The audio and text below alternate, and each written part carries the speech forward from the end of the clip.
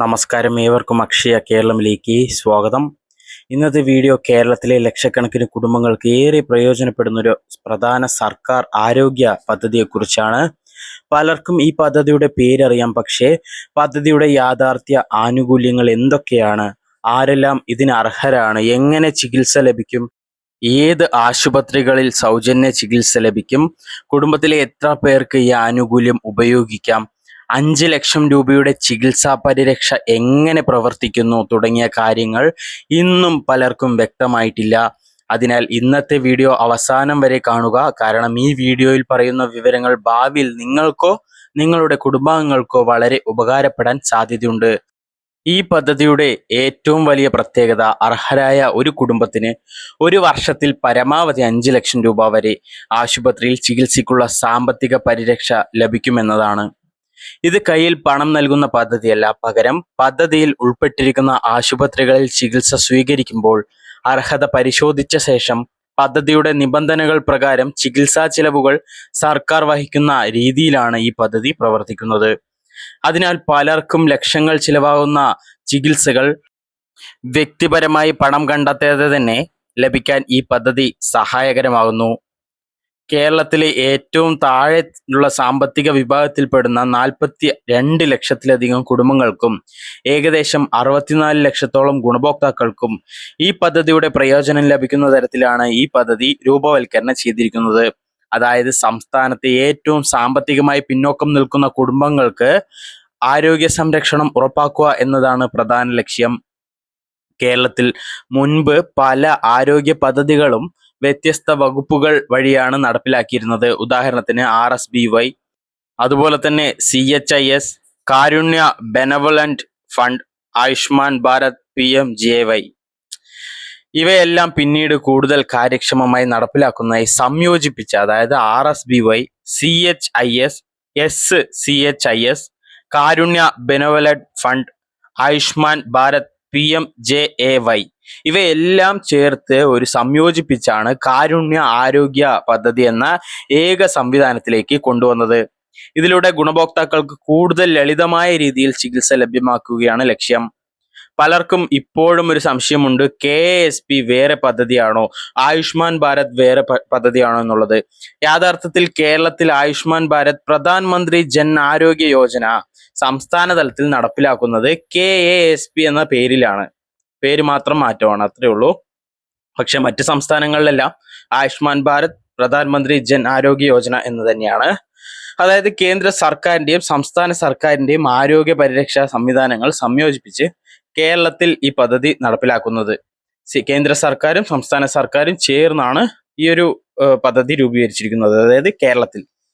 ഇതിനായി സംസ്ഥാന ആരോഗ്യ ഏജൻസി രൂപീകരിക്കുകയും പദ്ധതിയുടെ നടത്തിപ്പ് അതുവഴി ഏകോപിപ്പിക്കുകയും ചെയ്തു. ഈ പദ്ധതിയുടെ അർഹത പ്രധാനമായും സർക്കാർ നിശ്ചയിച്ച മാനദണ്ഡങ്ങൾ അനുസരിച്ചാണ്. സാമൂഹ്യ സാമ്പത്തിക വിവരങ്ങളും നിലവിലുള്ള അർഹതാ പട്ടികകളും അടിസ്ഥാനമാക്കിയാണ് ഗുണഭോക്താക്കളെ ഉൾപ്പെടുത്തുന്നത്. എല്ലാ കുടുംബങ്ങൾക്കും സ്വമേധയാ പദ്ധതിയിൽ ചേരാൻ സാധിക്കണമെന്നില്ല. അതിനാൽ തങ്ങൾ അർഹരാണോ എന്ന ഔദ്യോഗിക രേഖകൾ പരിശോധിച്ചാണ് ഉറപ്പാക്കേണ്ടത്. ഈ പദ്ധതിയുടെ മറ്റൊരു പ്രധാന പ്രത്യേകത കുടുംബങ്ങളുടെ എണ്ണത്തിന് പ്രത്യേക പരിധി ഇല്ല എന്നതാണ്. അതുപോലെ പ്രായപരിധിയോ പുരുഷൻ സ്ത്രീ എന്ന വ്യത്യാസമോ അടിസ്ഥാനമാക്കിയുള്ള നിയന്ത്രണവും പൊതുവെ ഈ പദ്ധതിയിൽ ഇല്ല.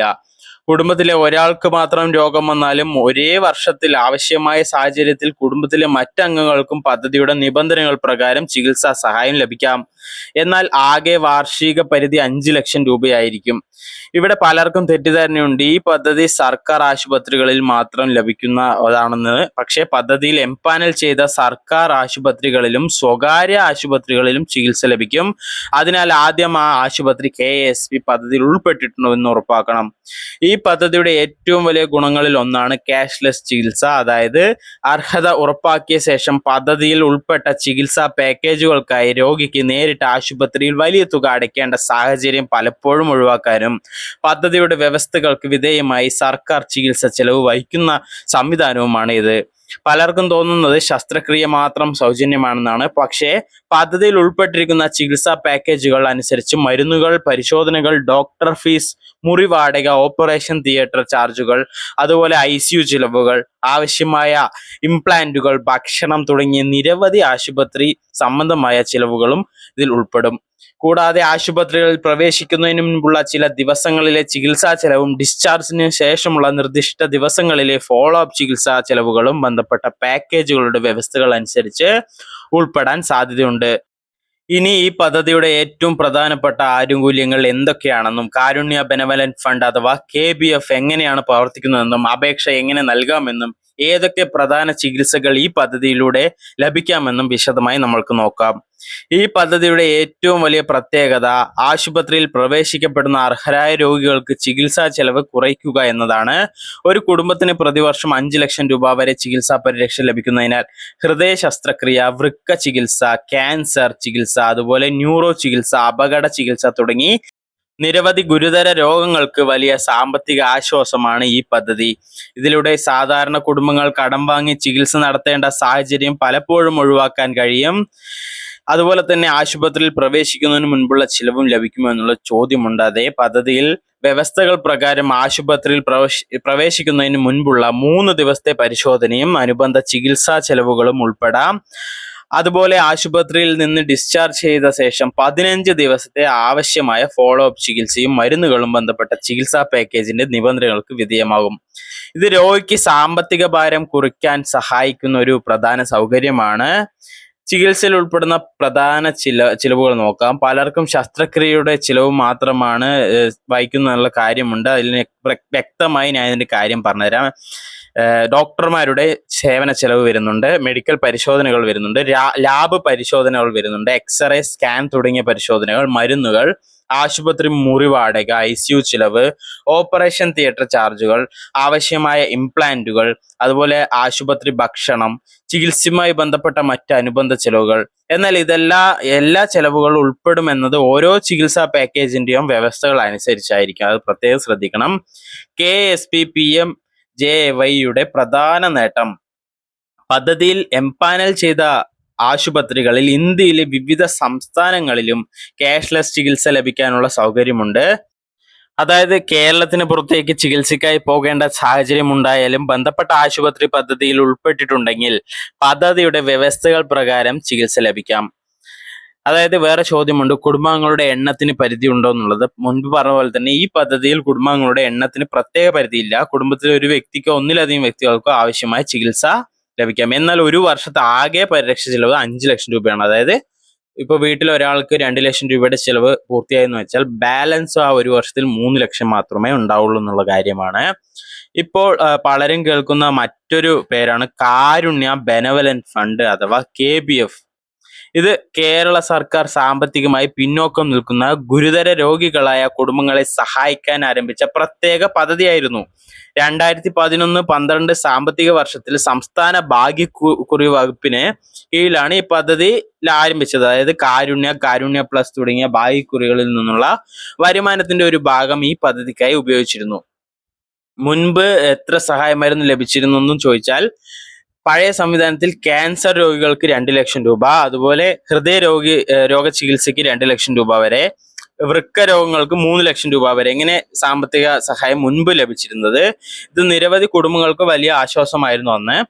അതേപോലെ തന്നെ പിന്നീട് മാറ്റം വന്ന് 2019 മുതൽ KBFന്റെ നടത്തിപ്പ് സംസ്ഥാന ആരോഗ്യ ഏജൻസിക്ക് കീഴിലായി. അതായത് കാരുണ്യ ബെനവലന്റ് ഫണ്ടിന്റെ. അതിനുശേഷം KASP സംവിധാനമായി ഇത് സംയോജിപ്പിച്ചു. ഇതോടെ KASPയിൽ അംഗീകരിച്ചിട്ടുള്ള ചികിത്സാ പാക്കേജുകൾ KBF പദ്ധതിയിലും ഉൾപ്പെടുത്തി. ഇത് ഗുണഭോക്താക്കൾക്ക് കൂടുതൽ സൗകര്യപ്രദമായ സംവിധാനം ആക്കിയതാണ്.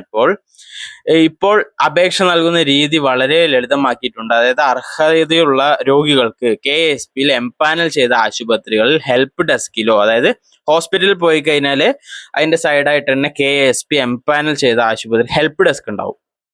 അവിടെ പോയി കഴിഞ്ഞാൽ ഹെൽപ്പ് ഡെസ്കിൽ കിയോസ്കിലോ നേരിട്ട്, അതായത് KASPയിലോ കിയോസ്കിലോ നേരിട്ട് അപേക്ഷ നൽകാൻ നിങ്ങൾക്ക് സാധിക്കും. സാധാരണ ആവശ്യമായി വരുന്ന രേഖകൾ എന്തൊക്കെയാണെന്ന് വെച്ചാൽ, റേഷൻ കാർഡ്, വരുമാനം തെളിയിക്കുന്ന രേഖ, ആശുപത്രി ആവശ്യപ്പെടുന്ന മറ്റ് അനുബന്ധ രേഖകൾ പരിശോധിച്ച ശേഷം ബന്ധപ്പെട്ട അധികാരികൾ തുടർ നടപടികൾ സ്വീകരിക്കും. ഇപ്പോൾ നമ്മൾ ആശുപത്രിയിൽ എന്തെങ്കിലും ചികിത്സാ സംബന്ധമായി പോയി കഴിഞ്ഞാൽ അവിടെ KASPയുടെ ഒരു ഓഫീസ് ഉണ്ടാവും. അത് എംപാനൽ ചെയ്ത ഹോസ്പിറ്റലുകളിൽ മാത്രമേ ഉണ്ടാവുള്ളൂ. അവിടെ പോയി കഴിഞ്ഞാൽ മറ്റ് കാര്യങ്ങൾ അന്വേഷിച്ച് കഴിഞ്ഞാൽ നിങ്ങൾക്ക് അർഹത ഉണ്ടെന്നുണ്ടെങ്കിൽ ഈ ഒരു പദ്ധതിയിൽ ജോയിൻ ചെയ്യാൻ സാധിക്കും. ഇപ്പോൾ സംസ്ഥാനത്ത് 100 കണക്കിന് സ്വകാര്യ ആശുപത്രികളിലും അതുപോലെ വിവിധ സർക്കാർ മെഡിക്കൽ കോളേജുകളിലും ജില്ലാ ആശുപത്രികളിലും മറ്റ് എംപാനൽ ആശുപത്രികളിലും ഈ പദ്ധതി ഉൾപ്പെട്ടിട്ടുണ്ട്. അതിനാൽ ചികിത്സയ്ക്ക് മുൻപ് ആശുപത്രി KSP എൻപാനൽ ചെയ്തിട്ടുണ്ടോ എന്ന് ഉറപ്പാക്കുന്നത് വളരെ അധികം പ്രധാനമുള്ള കാര്യമാണ്. ഇപ്പൊ ചികിത്സ ചെയ്യുന്നതിന് മുൻപ് ആ ഹോസ്പിറ്റൽ അവിടെ ഉണ്ടോ എന്നുള്ളത് അറിയാൻ വെബ്സൈറ്റ് സന്ദർശിച്ചാലും മതിയാവും, ഇല്ലെങ്കിൽ ഹെൽപ്പ് ലൈൻ നമ്പറിൽ വിളിച്ചാലും മതിയാവും. ഷാ കേരള എന്ന് പറഞ്ഞ സൈറ്റാണ് നമ്മൾ യൂസ് ചെയ്യുക. അതുപോലെ ഈ പദ്ധതി ഏറ്റവും കൂടുതൽ പ്രയോജനപ്പെടുന്ന ചികിത്സകളിൽ ഡയാലിസിസ് ഉൾപ്പെടുന്നുണ്ട്. വൃക്ക രോഗികൾക്ക് തുടർച്ചയായി ഡയാലിസിസ് ചെയ്യേണ്ട സാഹചര്യം ഉണ്ടാവാറുണ്ട്. ഇത്തരം രോഗികൾക്ക് ഈ പദ്ധതി വളരെയധികം പ്രധാനമാണ്. അതുപോലെ ക്യാൻസർ രോഗികൾക്ക് ആവശ്യമായ കീമോതെറപ്പി ചികിത്സയും അംഗീകൃത പാക്കേജുകൾ പ്രകാരം ലഭ്യമാണ്. അതുപോലെ തന്നെ ആൻജിയോഗ്രാം, ആൻജിയോപ്ലാസി ഉൾപ്പെടെയുള്ള ഹൃദയ ചികിത്സകൾക്ക് അംഗീകൃത ചികിത്സാ പാക്കേജുകൾ ഇതിന്റെ ഭാഗമാണ്. അതുപോലെ ജില്ലാ അടിസ്ഥാന കണക്കുകൾ ജസ്റ്റ് ഒന്ന് നോക്കി പോവാം. ലഭ്യമായ ഔദ്യോഗിക വിവരങ്ങൾ പ്രകാരം 2025 സെപ്റ്റംബർ വരെയുള്ള കണക്കുകൾ ഏകദേശം 69,874 രോഗികളും അതുപോലെ തന്നെ 4,07,902 ക്ലെയിമുകൾ, മൊത്തം 535 കോടിയിലധികം രൂപയുടെ ചികിത്സാ സഹായവും ഈ 2025 സെപ്റ്റംബർ വരെയുള്ള കണക്കുകളിൽ പറയുന്നുണ്ട്. അതുപോലെ തന്നെ പദ്ധതിയിൽ ഉൾപ്പെട്ട ആശുപത്രിയാണോ എന്ന് ഉറപ്പാക്കുക, രേഖകൾ കൃത്യമായി സമർപ്പിക്കുക, സംശയങ്ങൾ ഉണ്ടെങ്കിൽ നിങ്ങൾ KSP ഹെൽപ്പ് ഡെസ്കിൽ, അടുത്തുള്ള ഈ എംപാനൽ ചെയ്ത ഹോസ്പിറ്റലിലെ KSP ഹെൽപ്പ് ഡെസ്കിൽ ഒന്ന് അന്വേഷിക്കുക. ഇടനിലക്കാരെ ആശ്രയിക്കാതെ ഔദ്യോഗിക മാർഗം മാത്രം സ്വീകരിക്കുക. ഈ വീഡിയോ നിങ്ങൾക്ക് ഉപകാരപ്പെട്ടെങ്കിൽ നിങ്ങളുടെ സുഹൃത്തുക്കൾക്കും ബന്ധുക്കൾക്കും നിർബന്ധമായും ഷെയർ ചെയ്യുക. ഒരാളെങ്കിലും ഈ വിവരം ശരിയായ സമയത്ത് ലഭിച്ചാൽ അത് അവരുടെ ജീവിതത്തിൽ വലിയ സഹായമാകാൻ സാധ്യതയുണ്ട്. ചാനൽ ആദ്യമായി കാണുന്നവരാണെങ്കിൽ ചാനൽ സബ്സ്ക്രൈബ് ചെയ്യാനും വീഡിയോ ഇഷ്ടപ്പെട്ടെങ്കിൽ ഹൈപ്പ് ചെയ്യാനും ലൈക്ക് ചെയ്യാനും നിങ്ങളുടെ അഭിപ്രായങ്ങൾ കമന്റ് ചെയ്യാനും മറക്കരുത്. വീണ്ടും ഒരു വീഡിയോയുമായി കാണാം. നന്ദി, നമസ്കാരം.